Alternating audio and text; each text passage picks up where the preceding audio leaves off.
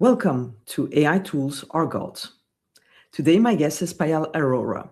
She is a digital anthropologist and professor of inclusive AI cultures at Utrecht University in the Netherlands. She has spent 2 decades doing fieldwork in some of the places the AI conversation most rarely reaches: factory towns, slums, townships, and favelas across India, Brazil, China, South Africa, and the Middle East.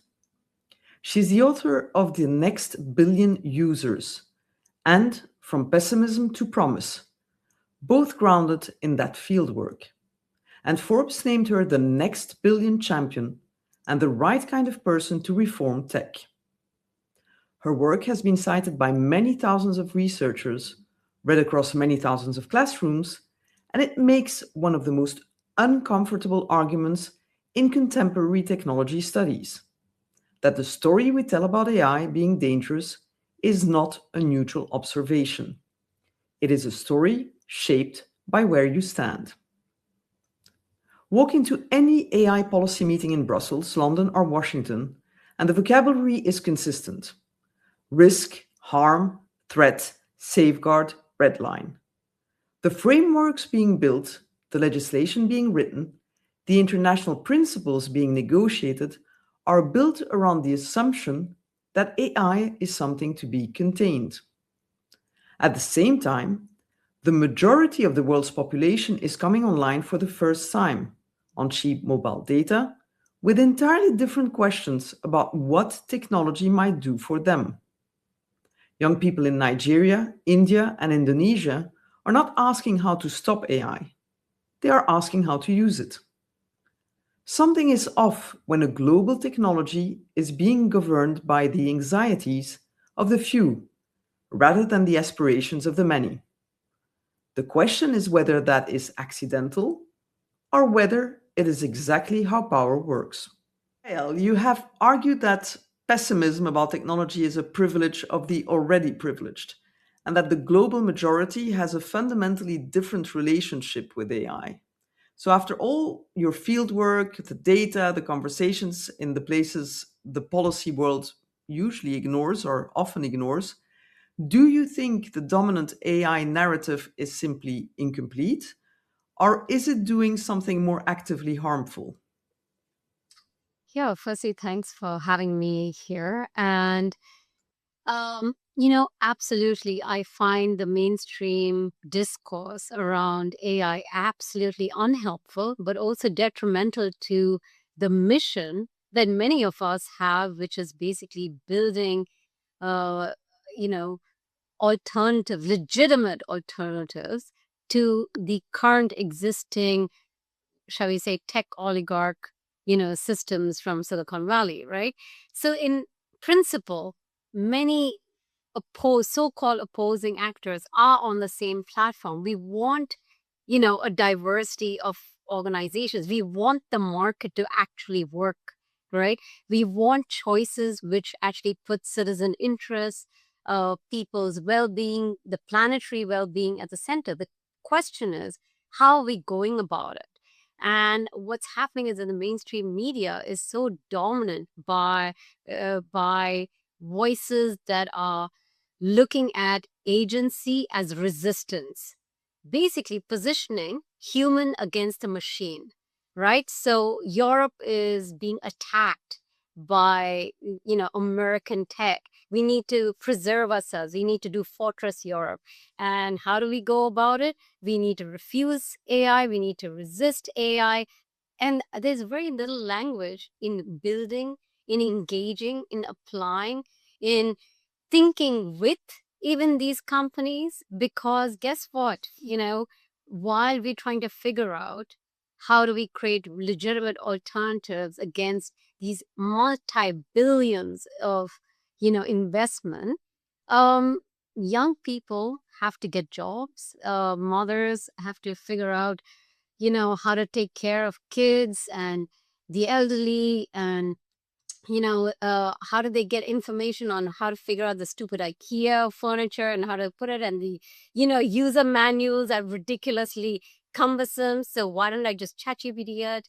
And we're talking about extraordinarily mundane uses of AI, which is completely normalized. But we have pathologized it as if that by doing so, you're complicit with big tech, you're complicit with even like racist, sexist, and all kinds of sort of, you know, uh, ideologies that are imposed upon you, which basically it does is creates a cult of, guilt that much like a church actually, or any religious institution, frankly, which says, okay, let's take something which is very normal, which is, well, I like using tech because it's, addressing some seriously annoying issues in my everyday life. And then I make it pathological and say, well, you need to feel guilty about it because don't you know what's happened to the planet? Don't you know that every little click is going to kill a plant or,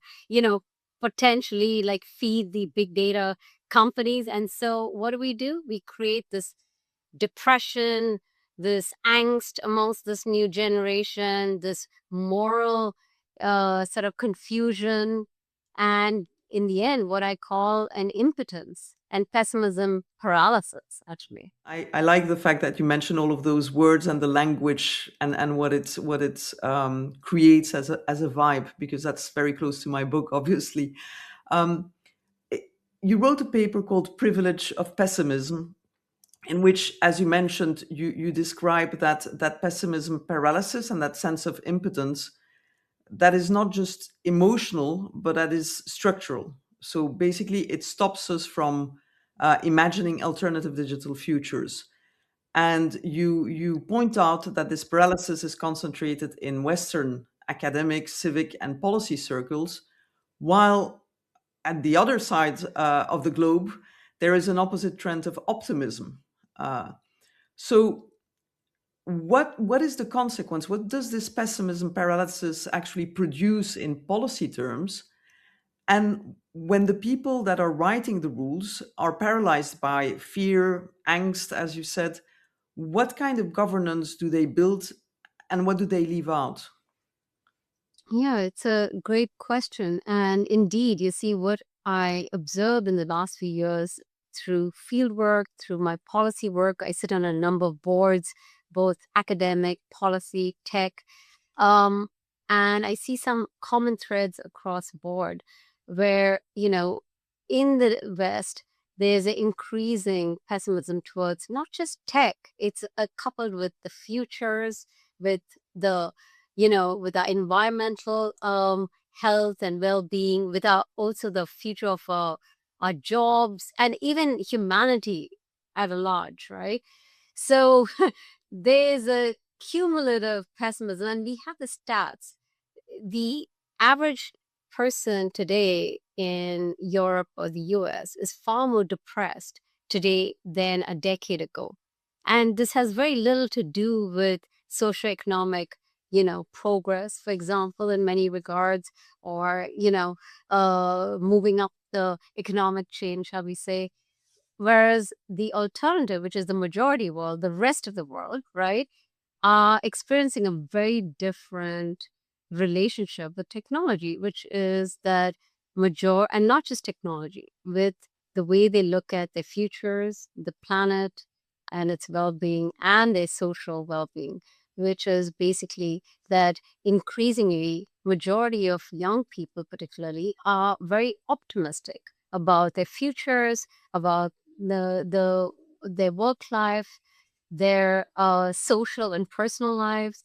And it is deeply linked with technology. And it shouldn't be surprising because today, the digital is basically a public space in many regards, right? It's so incorporated in our everyday lives. And so it should be handled with care, much like the way we handle public spaces, the way we nurture, the way we think through on what does it mean to build a society, to build a connection, to build care communities. So I think this is really fundamental. And what's happening with this divide is that the kind of questions we ask based on this mindset, because we fundamentally believe, like in the West, that we are positioned against AI, that it is going to take my job, it's either me or AI, then I'm not going to leverage on it. I'm going to box it. I'm going to come up with policies on how do I, ban mobile phones without, in schools amongst children, because I don't want to deal with the difficult, messy thing that, hang on, actually, children oftentimes use the digital because they want to escape their context, their conditions, because majority of us don't get to be born into contexts and conditions which are ideal. We don't have this picture perfect family life, or majority of the world are actually below a particular socioeconomic level, which doesn't allow them the affordances that the privileged few have. It's nothing rocket science here, right? But we see these tools being used in very different ways in the global south, where young people realize the government's not going to create jobs that they want, because the governments are like plus 70-year-old folks, in whether it's in Africa or Asia, like they're like, or actually in the West too, right? Like that's like become the standard. And how they supposed to conceptualize what kinds of jobs, a 16 to 20-year-old wants in Kenya or in the Philippines. And so they are going online. They are become the creator economy. They are fueling it because, during COVID, for example, we saw a number of them set up pickle shops on Instagram and marketing it in rural areas to diasporas, right? What it does is it basically breaks the realms within which they're born into, so they can connect with the global world. So, this is just one of the stories. And, it's not a coincidence. We even have the data to back it. Every year, BBC does these massive surveys on who sees himself as a global citizen.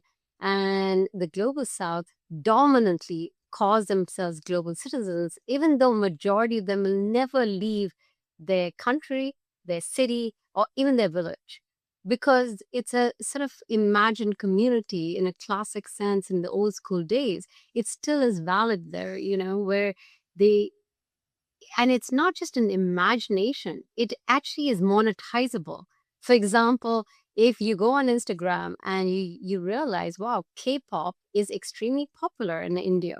So you use Bollywood content mixed with K-pop and you get the attention, and you are able to build a brand, which means you can use that platform in ways that can, be monetized, and you can actually earn a living. So this is incremental but genuine empowerment. It's not just a idea of like feeling you belong. It's actually leveraging on the global community, those who have, to pivot to those who have not, right? Despite these language barriers, etc. So is it such a surprise that they see, the digital as their friend? That yes, it is extractive, but actually that's only one side of the story. We love to speak about extraction and put a full stop right after that. What about the enablement, the equally contending force? And basically what I call out is the intellectual dishonesty amongst public intellectuals that won't own up or give fair weight to why people find these tools, which they find repulsive, genuinely, you know, important, or even that they love these tools, that they actually cannot do without it. And otherwise, if we don't understand that truly and give it real fair weight, we will always come up with these stupid theories of saying, we need to create more literacy because clearly they don't know any better. Or, oh, it must be because, their digital divide, they still don't have technologies, but they're just imagining that this is what will happen. But once they get it, and this is actually some predated kind of concepts, which is from the post-colonial era, because the global south is not what it used to be. No, I imagine, and you've seen it on the ground. And I was smiling at some point when you were talking about Instagram, because I know there's this channel where you can ask for birthday wishes to a set of singers from Africa that completely destroy any name that you give them and make really funny birthday wishes that are customized. And I think that's actually, they're making a good business out of that. Yes, and it's So very it's creative, isn't it? super creative, exactly. So you talk about you've written about a concept that you call algorithms of aspiration, and you propose with that image that rather than viewing algorithms purely as instruments of oppression, as you said, we can also look at them as tools through which marginalized communities negotiate visibility, creativity, future making. So basically, when you're not in a position of privilege, you might be looking at those things in a different way. So, and also what you mentioned about, saying, oh, we need to educate them because they're not aware of the dangers. It's not a naive counter narrative, because it's the lens of people that know what they're dealing with, but they are making the most of the tools that they are receiving, and they're maybe leveraging them in a smarter way than we do, to a certain extent. They're being more opportunistic and seeing the opportunities in a better way. Also, to your point about people criticizing the platforms, it's funny that often they criticize them on the platforms they're criticizing, Absolutely. which is always intriguing. So, more generally, how does that framing of looking at opportunities change the governance questions that people should ask themselves, and specifically policymakers? And if algorithms can be instruments of aspiration rather than just oppression, what does responsible AI governance look like in that light? Yeah, I think it helps like looking at what are algorithms in the first place, right? So they're basically the rules of the internet, right? It's like the everyday rules that are coded to mediate our communication.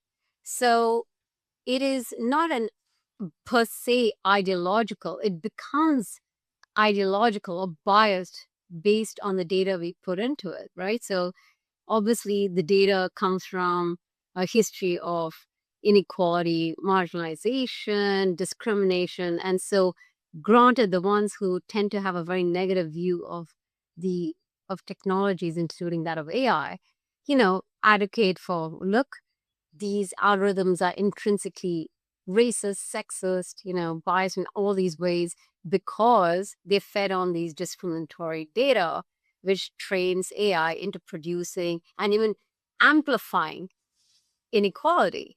But that's really a very convenient narrative, which actually doesn't flip the narrative and says, hang on, so if these tools can be influenced by the kinds of data, that if we produce quality data, we can train it into producing and diversifying the narratives, to increasing the kinds of stories you want to tell, right? And so, what about focusing on how we can take control rather than putting the full stop with the problem? And this is where I have the problem, is that we sit with the problem and we leave the problem at the doorstep of the public and say, look at that, these systems are evil.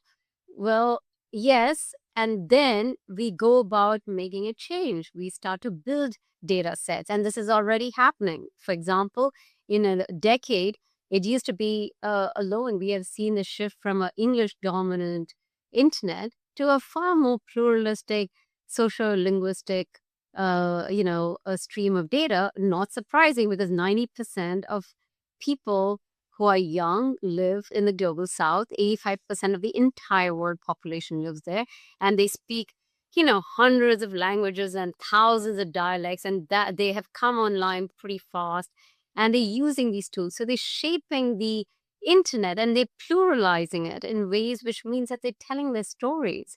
So what I feel is that policymakers also are much more risk averse, right? So they look at the problem and they stay close to the problem because they feel that if they can, just focus on the harms and the risks very paternalistically, then everything will be all right. But if any parent thinks about their own parenting style and what has actually worked, without any carrot, you don't go very far, actually. In fact, if anything, it may even have an adverse impact if you start to just finger wag nonstop. No, you have to come up with legitimate alternatives. You need to, think through and even reform what we already have. So, otherwise you're going to waste a lot of resources into something that is a hyper risk. And, like a classic case is the cookies and for consent. If we can't see that as an example of how bad policymaking can go, is that, oh, let me see. What we need to do is give power to the people. How do we do that? Through cookies that ask for consenting. But we don't have legitimate choices. It just becomes noise, barriers, user experiences deteriorate, people get pissed off. And then versus that, you have just reduced a very meaningful engagement called consent to the realm of cookies because it's become hyper technological, right? So what you've basically done is that every policymaker loves a technocratic solution because they can implement their policies. So the worst is that you use these technocratic solutions to get inspired even more, to create even more shittier policies, right? So I think it's a sort of a partnership between bad design and bad policy. Again, like locked profiles. Oh, women don't feel safe on the internet. So let's propose a locked profile, which is akin to saying, hey, guess what, women? Public space is not good for you, so stay at home. Yay, that's wonderful. Actually, stay in your room.